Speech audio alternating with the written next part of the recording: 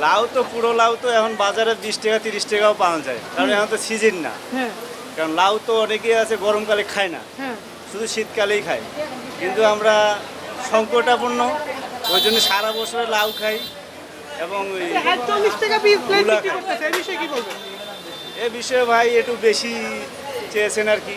যা হোক, উনিও একটু দোকানদার, একটু লাভের আশায় আর কি। তাছাড়া বলার কিছু নাই ভাই। আর এখানে কালকে দেখতেছেন তো এই সমস্যার কারণে ওরাও একটু 2 টাকা বেশি, যাতে ধরলে 2 টাকা লাভ হয়, এইটাই। বিষয়টা তো বাংলাদেশ, এটা তো সবার জানা। বিপদে সদ্ব্যবহার করে, কথা বলছেন।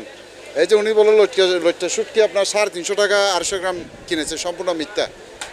আমার বাড়ি ছিল, আমি তো আমার তো জানার কথা।